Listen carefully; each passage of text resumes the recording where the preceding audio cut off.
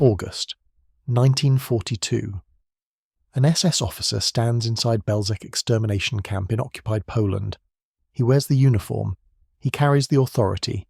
He's been sent here on official business by the SS hygiene department. But Kurt Gerstein isn't there to inspect the camp's efficiency. He's there to witness what's happening so he can tell the world. He's there to gather evidence that the Nazi regime is systematically murdering millions of people. In August 1942, an SS officer stood inside a death camp, trying to find a way to stop it. Kurt Gerstein was not a typical Nazi. In fact, he'd actively opposed the Nazi Party before the war. Born in 1905 in Germany, Gerstein was a mining engineer by training and a devout Protestant Christian by conviction. In the 1930s, as the Nazis rose to power, Kurt Gerstein joined Christian youth organizations that resisted Nazi ideology. He openly criticized the regime's policies. He was arrested twice by the Gestapo for distributing anti-Nazi materials. This was not someone who supported Hitler. In 1937, something changed Gerstein's approach. His sister-in-law, Berta Ebeling, was committed to a psychiatric facility. She was part of the Nazi euthanasia program, the systematic killing of people the regime deemed mentally or physically unfit. In 1940, Berta was murdered by the state. Gerstein realized that public opposition wasn't working. The Nazis were already killing their own citizens, and most Germans either didn't know or didn't care. Protests accomplished nothing, so Gerstein made a controversial decision. In 1941, he joined the SS, the very organization responsible for his sister-in-law's death. His goal was infiltration. If he couldn't stop the Nazis from outside, perhaps he could sabotage them from within. He used his engineering background to secure a position in the hygiene department of the Waffen-SS. His official job was managing disinfection and water purification for SS units. This gave him access to technical operations most people never saw. It also gave him access to something else, the supply chain for Zyklon B, the poisonous gas used in the extermination camps. By mid-1942, the Nazi regime had moved beyond random killings and sporadic massacres. They'd industrialized murder. The extermination camps, Belzec, Sobibor, Treblinka, and later Auschwitz-Birkenau, were designed for one purpose: to kill as many people as possible, as efficiently as possible. Kurt Gerstein's position in the hygiene department made him part of this machinery.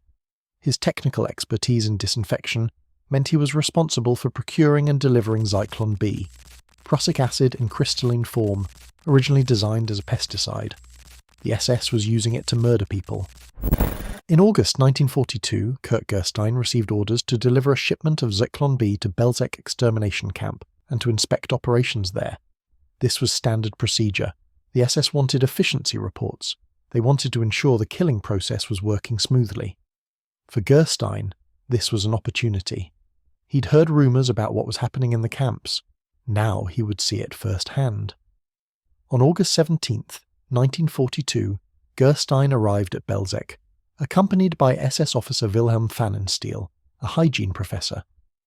What they witnessed was systematic mass murder on an industrial scale. Gerstein documented what he saw. Trainloads of Jewish families arriving. The deception, telling them they were going to shower and be disinfected. The reality, gas chambers disguised as shower rooms. The process, cramming hundreds of people into sealed rooms, pumping in carbon monoxide from diesel engines, waiting for them to die. At Belzec, the diesel engine malfunctioned that day. For 2 hours and 49 minutes, according to Gerstein's later testimony, the people trapped in the gas chambers waited to die while SS technicians tried to fix the engine. When it finally started, the killing took another 25 minutes. Gerstein meticulously noted the details: the number of people in each transport, the dimensions of the gas chambers, the timeline of the killing process, the disposal of bodies, everything. Days later, he was sent to Treblinka extermination camp. More of the same, more trains, more deception, more killing, more documentation. Gerstein now had first-hand evidence of the Holocaust. He'd seen it. He'd recorded the details. He knew exactly how the extermination system worked. The question was, what could he do with that information? He was an SS officer. He wore the uniform. He carried the rank. His job was delivering the poison gas that killed people. If he spoke out openly, he'd be arrested and executed. His testimony would disappear with him. He needed to get the information to someone who could act on it. Someone outside Germany. Someone the world would believe. Gerstein began attempting to alert the outside world. His approach was risky and desperate. In August 1942, immediately after witnessing Belzec and Treblinka, Gerstein contacted Baron Göran von Otter, a Swedish diplomat he encountered by chance on a train. Gerstein spent hours telling von Otter everything he'd seen. He begged the Swedish diplomat to inform the Swedish government and the Allies. Von Otter reported the conversation to his superiors in Stockholm. The Swedish government did nothing. They were neutral in the war and didn't want to provoke Germany. So Kurt Gerstein's testimony was filed away, but then he tried again. He contacted Swiss diplomats. Same result. They listened. They did nothing. He attempted to reach the Vatican through a papal nuncio in Berlin. According to Gerstein's account, the representative refused to meet with him. No one would act on his information. The neutral countries didn't want to get involved. The Allied powers were already aware of mass killings, but couldn't effectively intervene while the war continued. Gerstein's evidence changed nothing, so he tried a different approach: sabotage. Gerstein used his position to interfere with the supply of Zyklon B. He ordered massive quantities, far more than necessary, claiming it was needed for disinfection operations. His goal was to deplete stockpiles and manufacturing capacity, making it harder to sustain the killing operations. When shipments arrived, Kurt Gerstein sometimes claimed they were contaminated or improperly manufactured. He had them destroyed or returned to suppliers. He created paperwork problems, bureaucratic delays, technical objections, anything to slow down the supply chain. He couldn't stop the extermination camps, but he could make them slightly less efficient. He could save some lives, even if only a few, by disrupting the logistics of mass murder. The psychological toll was immense. Gerstein was participating in the Holocaust while trying to sabotage it. He was delivering poison gas to death camps while attempting to reduce its availability. He was part of the killing machinery while documenting it for future prosecution. He kept meticulous records: names, dates, locations, quantities of Zyklon B delivered, estimates of people killed. He compiled a detailed account of the extermination process. He preserved this documentation carefully, knowing it would be evidence someday, either at his own trial or at the trials of those responsible. The war ended in May 1945. Germany surrendered. The Nazi regime collapsed, and Kurt Gerstein, still wearing his SS uniform, turned himself in to the French forces. He immediately offered his testimony. He gave French interrogators his complete account of what he'd witnessed at Belzec and Treblinka. He provided documentation of Zyklon B deliveries. He explained the extermination process in detail. He named names, SS officers, camp personnel, administrators involved in the killing operations. His testimony became one of the earliest and most detailed accounts of the Holocaust's operational mechanics. It was used in the Nuremberg trials as evidence of Nazi crimes, but Kurt Gerstein never testified in person at Nuremberg. On July 25, 1945, he was found dead in his prison cell in Paris. The official cause was suicide by hanging. He was 40 years old. The circumstances remain suspicious. Some historians believe it was indeed suicide, that Gerstein, consumed by guilt for his participation in the Holocaust, took his own life. Others suggest he may have been murdered by former SS personnel, held in the same facility who feared his testimony.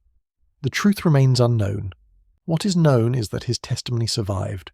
His detailed accounts of Belzec and Treblinka provided crucial evidence about the extermination camp's operations. Historians and prosecutors used his documentation to piece together the Holocaust's logistics. But Gerstein's legacy is complicated and controversial. He was an SS officer who delivered poison gas to death camps. Regardless of his intentions, he participated in the machinery of genocide. The gas he delivered killed people. His technical assistance helped the camps function. His attempts at sabotage were real but limited in effect. His warnings to neutral diplomats were ignored. His documentation, while valuable historically, didn't stop the killing while it was happening. After the war, some people called him a hero, a resistor who risked everything to expose Nazi crimes. Others called him a collaborator who wore an SS uniform and enabled mass murder, regardless of his claimed motives. In Germany today, some schools and streets are named after Kurt Gerstein, honouring his resistance. Others argue that an SS officer who delivered Zyklon B to death camps should not be commemorated regardless of his motives. The moral question remains unresolved. Can someone who participated in genocide be redeemed by attempts to document and sabotage it? Is infiltration a valid form of resistance, or does it make the infiltrator complicit in the crimes? Kurt Gerstein's story forces us to confront uncomfortable questions about resistance, complicity, and moral compromise. He chose to infiltrate the SS rather than openly resist. That choice gave him access to information and limited ability to sabotage operations. It also made him part of the killing system. He delivered the poison gas. He wore the uniform. He participated. His warnings to neutral diplomats revealed something equally disturbing. The world knew about the Holocaust and chose not to act. Gerstein's documentation became critical evidence after the war, helping establish the factual record of the Holocaust. His testimony provided details about the extermination process that might otherwise have been lost or denied. But his documentation didn't save anyone during the Holocaust itself. It only helped prosecute the perpetrators afterward. The story also illustrates the psychological cost of moral compromise. Gerstein's infiltration required him to participate in atrocities he was trying to stop. He delivered poison gas to camps where millions died. He witnessed mass murder and could do nothing immediate to prevent it. That psychological burden likely contributed to his death, whether by suicide or otherwise. Kurt Gerstein was not a simple hero or a simple villain. He was a man who made a controversial choice, infiltration instead of open resistance, and lived with the consequences. He tried to expose genocide from inside the system committing it. He succeeded in documenting it, but failed to stop it. His story is a reminder that moral choices during extreme circumstances are rarely clear, and that even well-intentioned resistance can require participation in the very evil one seeks to oppose.